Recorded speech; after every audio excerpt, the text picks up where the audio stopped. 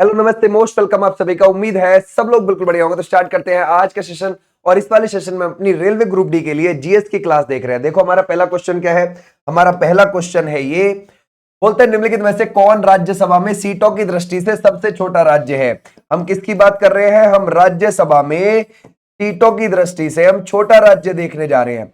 राज्यसभा हमारे आर्टिकल 80 में आती है और उसमें मैक्सिमम सीटें होती हैं 250। ठीक है भाई, ध्यान रखोगे मैक्सिमम। लेकिन अभी कितने आ रहे हैं? 245 ही आ रहे हैं। अब बात आती है वेस्ट बंगाल से कितने आ रहे हैं? 16। बिहार से कितने आ रहे हैं? 16। मध्य प्रदेश से कितने आ रहे हैं? 11। महाराष्ट्र से आ रहे हैं 19। तो हमारा राइट आंसर हो जाएगा ये। सबसे ज्यादा जो आते हैं वो ज्यादा आते हैं यूपी से। ठीक है भाई, और यूपी से कितने आते हैं? 31 आते हैं। आ जाओ भाई नेक्स्ट पर। नेक्स्ट देखो, बोलते हैं वर्ष, अगर हम देखें वर्ग 18 के तत्वों को क्या कहा जाता है। हम किसकी बात कर रहे हैं? वर्ग 18। देखो हमारी जो आवर्त सारणी है उसमें 7 आपको आवर्त देखने को मिलते हैं और 18 आपको देखने को मिलते हैं, ध्यान रखोगे, समूह या फिर वर्ग। ठीक है भाई, ध्यान रखोगे। और 118 आपको तत्व देखने को मिलते हैं। ओके, अगर हम देखें वर्ग 18 के तत्वों को क्या कहा जाता है? उत्कृष्ट गैस बोला जाता है, या फिर आप इसे अक्रिय गैस बोल सकते हो। अक्रिय गैस बोल सकते हो। इसमें आपका कौन कौन से आते हैं? जैसे इसमें हीलियम आता है, जैसे इसमें नियोन आता है, जैसे इसमें आर्गन आता है। ठीक है भाई, जैसे इसमें जीनोन आता है, जैसे इसमें रेडॉन आता है। ठीक है भाई, जैसे इसमें क्रिप्टॉन आता है। ऐसे आप ध्यान रखोगे। ठीक है भाई, क्लियर हो जाएगा। ये 6 अक्रिय गैसें इसमें आती हैं। बोलते हैं पद्मश्री से सम्मानित होने वाले पहले एथलीट कौन है? तो वो बन गए हैं 1959 में Milkha Singh is the right answer, है ना भाई, मिल्खा सिंह। और the race of my life, ध्यान रखोगे, ये इनकी आत्मकथा है, the race of my life. ऐसे भी आप ध्यान रखोगे। ठीक है भाई, क्लियर हो जाएगा, समझ गए। आ जाओ नेक्स्ट पर। बोलते हैं कृष्णराव शंकर पंडित निम्नलिखित में से किस संगीत घराने से संबंधित आपको लगते हैं? जरा बताओ। तो ये सर हो जाएंगे ग्वालियर घराने से। और ये हिंदुस्तानी शास्त्रीय संगीत का सबसे पुराना घराना है। हिंदुस्तानी शास्त्रीय संगीत का सबसे पुराना घराना। ठीक है भाई, ध्यान रखोगे, संगीत का पुराना घराना हो जाएगा ये। ठीक है भाई, क्लियर हो जाएगा, समझ गए। ऐसे भी आप ध्यान रखोगे तो हमारा राइट आंसर है। अच्छा ये चलो, इससे तो है। इनको 1973 में क्या मिला था? इनको पद्मा भूषण मिला था, है ना भाई। 1973 में क्या मिला है? इनको पद्मा भूषण दिया गया है। ठीक है, अगर मैं आपसे पूछूं ग्वालियर घराने के संस्थापक कौन हो जाएंगे, है ना भाई, इसके संस्थापक हो जाएंगे हड्डू और हस्सू खान। कौन हो जाएंगे? हड्डू और हस्सू खान हो जाएंगे। ऐसे भी आप ध्यान रखोगे। ठीक है भाई, क्लियर हो जाएगा, समझ गए। आ जाओ नेक्स्ट पर। बोलते हैं खेलो इंडिया पैरा गेम्स के पहले संस्करण में कौन सा राज्य दूसरे स्थान पर रहा है? देखो पैरा खेल की बात कर रहा है। पैरा खेल 2023 में हुए थे और ये दिल्ली में हुए थे और ये 3 जगह पर हुए थे। ओके भाई, दिल्ली के अंदर। और ये हुए थे 10 से लेकर 17 दिसंबर के बीच में। ठीक है भाई, 2023 में। और यहां पर 105 पदक लाके कौन टॉप पर रहा था? हरियाणा टॉप पर रहा था। और दूसरे नंबर पर कौन रहा था? यूपी रहा था यहां पर दूसरे नंबर पर। ठीक है भाई, क्लियर हो जाएगा, समझ गए। और अगर हम देखें खेलो इंडिया पैरा गेम के पहले संस्करण में दूसरे स्थान पर कौन रहा है? यूपी रहा है। ऐसे ही जब ये 2025 में दूसरा संस्करण इसका हुआ है और ये दूसरे संस्करण में हरियाणा ही टॉप पर रहा है 104 पदक लाके। कितने पदक लाके? ये। और दूसरा वाला भी दिल्ली में ही हुआ है और दिल्ली में 3 जगह पर हुआ है। ठीक है भाई, 3 जगह पर हुआ है। तो ऐसे भी आप ध्यान रखोगे। किस खनिज को फूल्स गोल्ड कहा जाता है? जरा बताओ भाई। FeS2, ध्यान रखोगे, ये कौन सा हो जाएगा? Pyrite is the right answer. Okay भाई, इसी को बोला जाता है मूर्खों का सोना। ओके भाई, आ जाओ नेक्स्ट पर। बोलते हैं बिरहौर नृत्य एक आदिवासी नृत्य है, कहां का हो जाएगा? तो सर ये आपको देखने को मिलेगा झारखंड का। झारखंड का आपको मर्दाना झुमेर भी देखने को मिलेगा। मर्दाना झुमेर। और आपका जननी झुमेर भी देखने को मिलेगा। कौन सा? जननी झुमेर। ये भी आप ध्यान रखोगे, जननी झुमेर। ये भी आप ध्यान रखोगे। ठीक है भाई, क्लियर हो जाएगा। तो हमारा राइट आंसर हो जाएगा झारखंड वाले बच्चे। बिल्कुल बिल्कुल ठीक है। आ जाओ नेक्स्ट पर। 2011 की जनगणना के अनुसार भारत में निम्नलिखित में से किस राज्य की जनसंख्या सबसे कम है? सबसे कम सिक्किम की मिलेगी, 6,10,000 आपको मिलेगी। अच्छा ये तो है सबसे कम, जो कि सिक्किम की है। ठीक है भाई। और अगर आप देखोगे दूसरे नंबर पर जो कम आपको देखने को मिलती है वो दूसरे नंबर पर किसकी आपको देखने को मिलेगी? मिजोरम की। और मिजोरम की आपको कितनी देखने को मिलती है? 10 लाख प्लस देखने को मिलती है। और अगर आप देखोगे तीसरे नंबर पर किसकी देखने को मिलती है, अगर आप देखो अरुणाचल प्रदेश, है ना भाई, वो 13 लाख प्लस देखने को मिलती है। ऐसे भी आप ध्यान रखोगे। आ जाओ नेक्स्ट पर।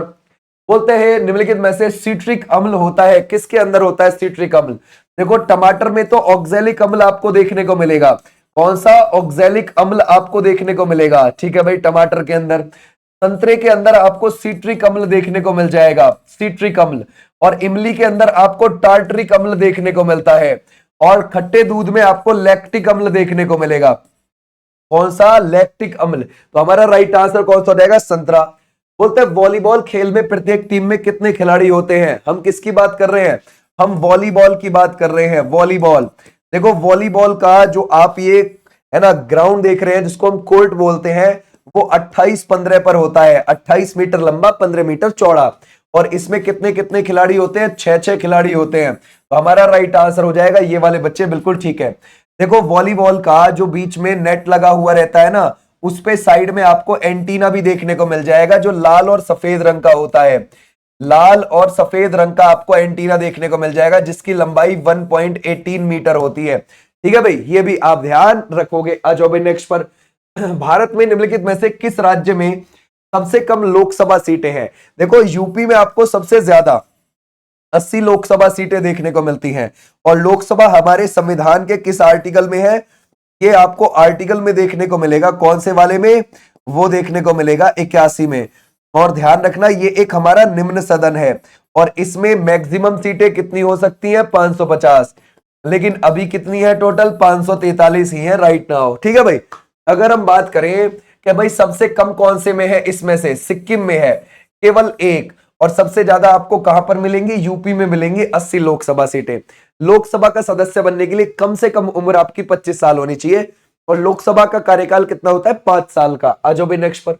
उसेन बोल्ट ने निम्नलिखित में से किस आत्मकथा में अपने जीवन की यात्रा साझा की है? जरा बताओ किस में करी है? तो हमारा राइट आंसर हो जाएगा इसमें से faster than lightning is the right answer. Clear हो जाएगा।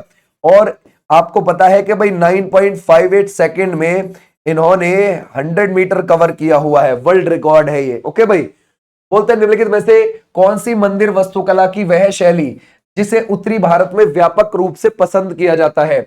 यानी कि उत्तर के भारत में अगर आप देखोगे, हिमालय से लेकर विंध्यन के बीच में, है ना भाई, ये चलती है। ये कौन सी हो जाएगी? नागर शैली है। याद रखोगे, नागर शैली।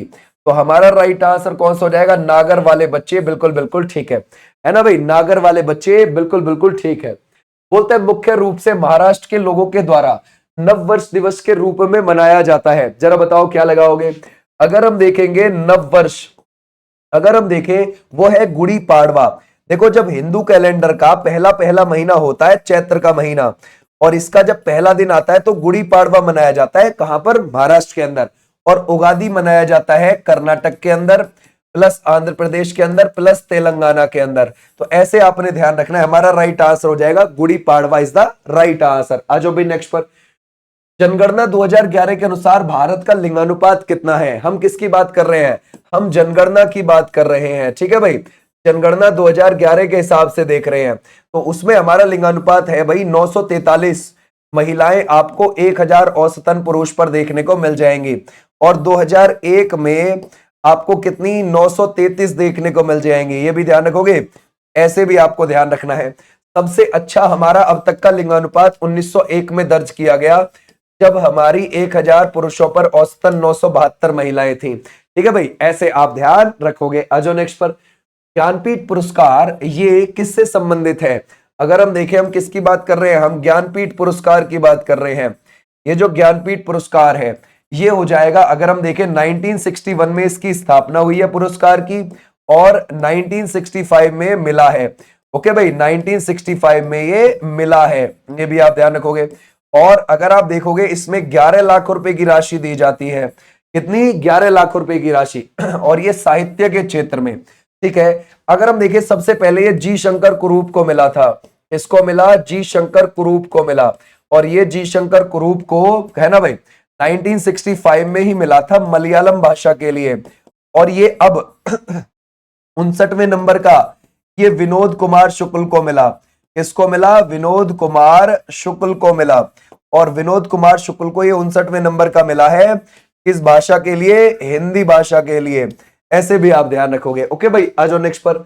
बोलते हैं पंडित, है ना भाई, पंडित अरविंद थट्टे, ये आपको किस घराने से संबंधित लगते हैं? है ना भाई, अगर हम देखें, इंदौर घराना आपको पता है भाई मध्य प्रदेश के अंदर है, आगरा घराना आपको पता है यूपी के अंदर है, बनारस घराना भी यूपी के अंदर है, मेवाती घराना हरियाणा में है, तो इनका संबंध मेवाती घराने से ही है। ठीक है भाई, क्लियर हो जाएगा। पंडित जसराज का संबंध भी इसी से हो जाएगा, पंडित जसराज का संबंध भी इसी घराने से हो जाएगा, ये भी आप ध्यान रखोगे। बोलते कलामंडलम कृष्णन नायर भारत की निम्नलिखित में से, है ना भाई, किस नृत्य शैली की एक जानी मानी हस्ती मानी जाती है? जरा बताओ। तो वो मानी जाती है कथकली की। कथकली कहां का हो जाएगा? केरल का हो जाएगा। किसकी बात कर रहे हैं हम? कलामंडलम कृष्णन नायर की बात कर रहे हैं। ठीक है भाई, कथकली में क्या है? रंगों का प्रयोग किया जाता है, रंगों का प्रयोग बहुत ज्यादा किया जाता है चेहरे पर। समझ गए भाई, ऐसे भी आप ध्यान रखोगे। अच्छा, कलामंडलम कल्याण कुट्टी अम्मा मत समझना आप, ठीक है, उनका संबंध अलग है, उनका संबंध है मोहिनी अट्टम से, कलामंडलम कल्याण कुट्टी अम्मा का। ठीक है भाई, आ जाओ नेक्स्ट पर। भारतीय लोक और आदिवासी नृत्य के साथ, है ना भाई, संयुक्त करके भारतीय शास्त्रीय नृत्य में यूरोपीय नाट्य तकनीकों को अपनाकर मिश्रित फ्यूजन कला बनाने के लिए प्रसिद्ध है।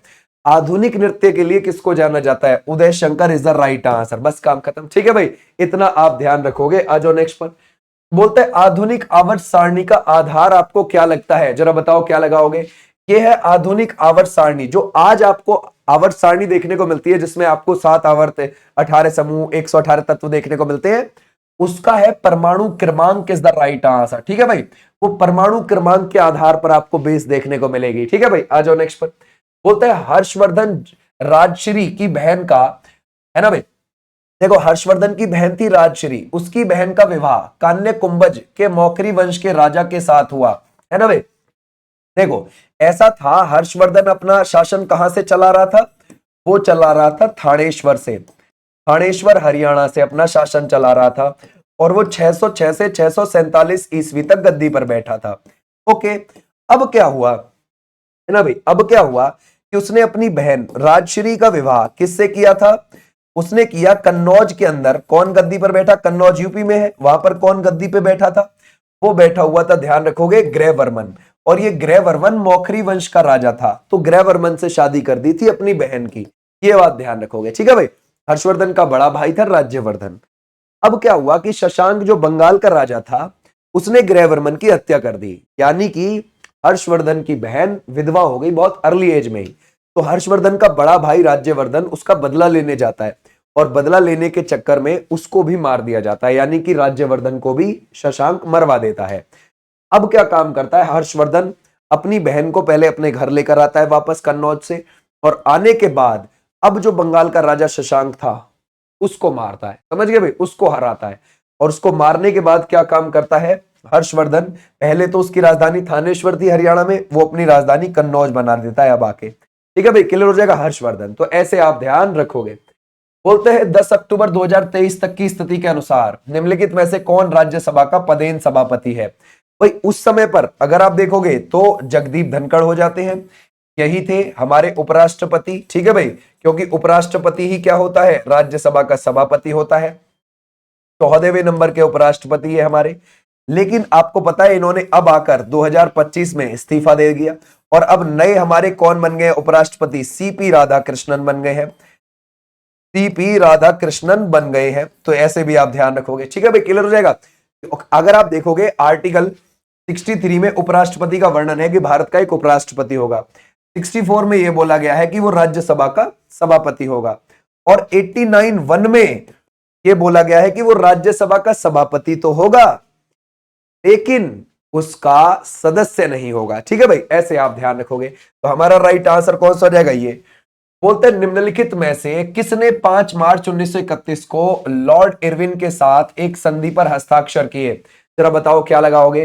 भाई 5 मार्च 1931 की बातें हो रही हैं, तो हमारा राइट आंसर क्या हो जाएगा? हमारा राइट आंसर हो जाएगा इसमें से कौन सा?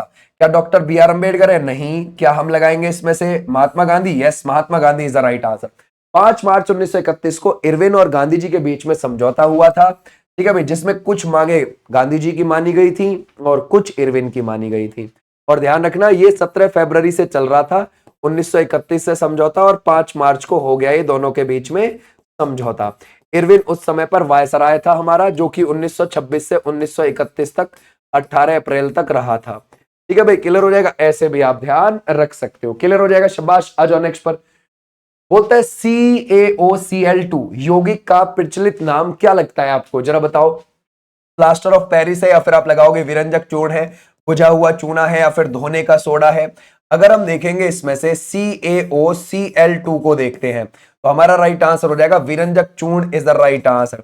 कपड़े के उद्योग में इसका यूज किया जाता है, कपड़े के उद्योग में प्रयोग किया जाता है इसका, ऐसे भी आप ध्यान रखोगे। आ जाओ भाई नेक्स्ट पर।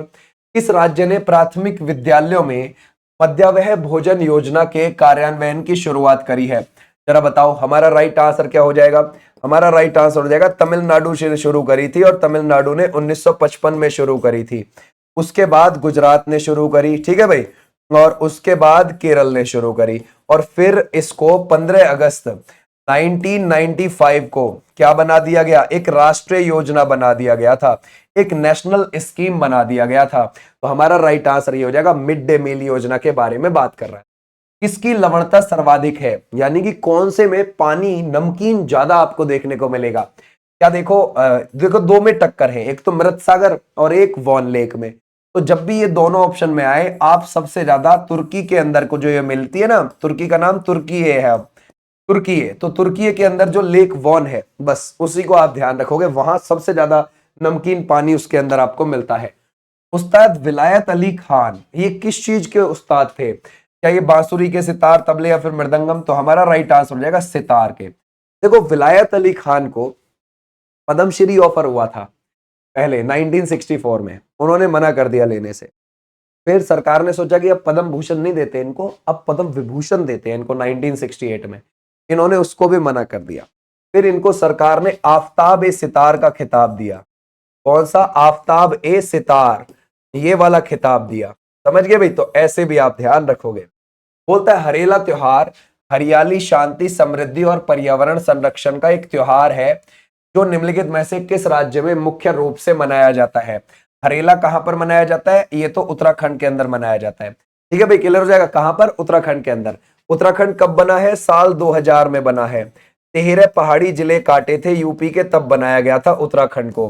ठीक है भाई, क्लियर हो जाएगा। और यहाँ के सीएम कौन हो जाएंगे, वो हो जाएंगे पुष्कर सिंह धामी, पुष्कर सिंह धामी। अच्छा, यहाँ पर ना कुछ हिल स्टेशंस भी हैं, जैसे चक्राता, नैनीताल, रानीखेत, है ना भाई, या फिर आप देख सकते हो इसमें से, है ना, जैसे मसूरी, है ना, ऐसे आप हिल स्टेशंस वहां पर देखोगे। भारत के संविधान का कौन सा अनुच्छेद राष्ट्रपति को सर्वोच्च न्यायालय के न्यायाधीश नियुक्त करने की शक्ति प्रदान करता है, जरा बताओ। हमारा देखो सुप्रीम कोर्ट आपको कहां से कहां तक देखने को मिलता है, 124 से 147 के बीच में देखने को मिलता है। और 124(2) में क्या है इसकी, है ना भाई, नियुक्ति की बात है ना भाई, ध्यान रखोगे। हमारा सुप्रीम कोर्ट 124 से 147, और जो उसके सीजेआई हैं, जो हमारे चीफ जस्टिस ऑफ इंडिया हैं, उसमें अगर हम देखें, है ना भाई, क्लियर हो जाएगा। या फिर अन्य हम जज की बात करें, तो ये जो जजेस हैं या सीजेआई हो, वो 124(2) के तहत उसकी नियुक्ति होती है, और उनको जो हटाया जाता है 124(4) के तहत हटाया जाता है। आ जाओ नेक्स्ट पर। तो हमारा राइट आंसर कौन सा हो जाएगा इसमें से, 124(2). बोलता है सितार वादक पंडित रविशंकर 1999 में भारत सरकार द्वारा निम्नलिखित में से किस पुरस्कार से सम्मानित किया गया है इनको। तो इनको कौन सा किया गया है भाई, आपको पता ही है कि भाई भारत रत्न मिला है, ठीक है भाई, इनको भारत रत्न मिला है। और 1968 में हमारे लिए ये क्या ग्रैमी पुरस्कार लेकर आए थे, है ना भाई, ग्रैमी पुरस्कार लेकर आए थे, ऐसे भी आप ध्यान रखोगे। बोलते हैं भारत में कौन सी भौतिक विशेषता मध्य एशिया से आने वाली ठंडी हवाओं को भारतीय उपमहाद्वीप में प्रवेश करने से रोकती है। तो वो कौन सी है, हिमालय भैया, हिमालय रोकता है ना, हिमालय उत्तर एशिया से आने वाली ठंडी हवाओं को रोक लेता है, वरना अगर हिमालय ना होता तो सीधी आती ठंडी हवाएं यहां तक, समझ गए। आ जाओ भाई नेक्स्ट पर। एयू निम्नलिखित में से किस तत्व का आपको प्रतीक लगता है। क्या आपको एयू जो है ये गोल्ड का नहीं लगता आपको, यानी कि आपको 79 नहीं लगता। तो हमारा राइट आंसर कौन सा हो जाएगा, सोना। ठीक है भाई, कौन सा हो जाएगा इसमें से, ध्यान रखोगे, सोना। सोना एक धन का सूचक भी है, ये भी आप ध्यान रखना। बोलता है राजराजा और महाराजा की उपाधि वाले गौतमी पुत्र शतकर्णी निम्नलिखित में से किस राजवंश से संबंधित थे। तो ये आपको किससे लगेंगे? सातवाहन वंश से। सातवाहन वंश की जो नींव थी वो सिमुक ने रखी थी, सिमुक ने नींव रखी थी। ठीक है भाई, क्लियर हो जाएगा, समझ गए। और अगर आप देखोगे इसके 23वें राजा कौन थे, अगर आप देखोगे वो थे गौतमी पुत्र शतकर्णी, है ना भाई, गौतमी पुत्र शतकर्णी। ठीक है भाई, क्लियर हो जाएगा, शतकर्णी, ऐसे भी आप ध्यान रखोगे। ठीक है भाई, क्लियर हो जाएगा, समझ गए। तो हमारा राइट आंसर हो जाएगा ये। आ जाओ नेक्स्ट पर। बोलता है आईसीसी पुरुष ODI cricketer of the year 2024 ये किसे दिया गया है? तो ये मिला है अजमतुल्ला उमरजाई को। ये कहां से आते हैं? अफगानिस्तान से आते हैं। कहां से बिलोंग करते हैं? अफगानिस्तान से करते हैं। अच्छा, अगर हम देखें भाई T20 का किसको मिला 2024 में पुरुष player of the year T20 का? वो मिला है अर्शदीप सिंह को। ठीक है भाई, किसको? अर्शदीप सिंह को मिला है, ये भी आप ध्यान रखोगे। और अगर हम देखें टेस्ट का किसको मिला है? टेस्ट का 2024 का वो मिला है बुमराह को। ठीक है भाई, वो किसको मिला है? बुमराह को, ऐसे भी आप ध्यान रखोगे। बोलते हैं 19वीं सदी के भारत की निम्नलिखित समाज सुधारकों में से कौन स्त्री पुरुष तुलना की लेखिका आपको लगती है? वो कौन हो जाएंगी, है ना भाई? अगर हम देखें वो है Tarabai Shinde is the right answer. कौन हो जाएंगी? Tarabai Shinde is the right answer. कब लिखी है ये? 1882 में लिखी है, 1882। बोलता है मोहिनीअट्टम निम्नलिखित में से किस पारंपरिक नृत्य शैली से संबंधित है? हम किसकी बात कर रहे हैं? मोहिनीअट्टम। देखो, मोहिनीअट्टम केरल का शास्त्रीय नृत्य है, भगवान विष्णु जी के मोहिनी रूप को समर्पित है। ओके, क्लियर हो जाएगा। ये लस्य शैली इसमें आती है। अब लस्य शैली का मतलब क्या है? यानी कि उसमें कोमल कलाएं दिखाई जाती है। ठीक है, ध्यान रखोगे। या फिर कामुक शैली दिखाई जाती है, इसको लस्य शैली बोलते हैं। ठीक है भाई, ये भी आप ध्यान रखोगे। आ जाओ नेक्स्ट पर। ये एकल स्त्री नृत्य है। मार्च 2023 की स्थिति तक के अनुसार भारत में कितने आपको हाई कोर्ट लगते हैं? भारत में 25 हाई कोर्ट। और ये 1 जनवरी 2019 को 25वां हाई कोर्ट बना था, अमरावती हाई कोर्ट। स्वतंत्रता सेनानियों में से कौन द इंडियन स्ट्रगल पुस्तक के लेखक लगते हैं आपको? तो वो कौन हो जाएंगे? Subhash Chandra Bose ji is the right answer. कौन हो जाएंगे? सुभाष चंद्र बोस जी। आ जाओ नेक्स्ट पर। अंतरराष्ट्रीय ओलंपिक समिति का गठन किस वर्ष किया गया है? ये मुझे आप होमवर्क के तहत बता देंगे। ओके भाई, ये आप कमेंट बॉक्स में बता देंगे और इसकी पीडीएफ आपको टेलीग्राम पर मिल जाएगी। उसका लिंक आपको, है ना, कमेंट सेक्शन में देखने को मिल जाएगा। ओके, चलो, थैंक यू सो मच। ये थी तुम्हारी क्लास। और एसएससी एमटीएस की भी क्लास स्टार्ट कर दी है रात को 8 बजे, आप उससे जुड़ सकते हैं। ओके भाई, thank you, tata, bye bye, नमस्ते, फिर मिलेंगे।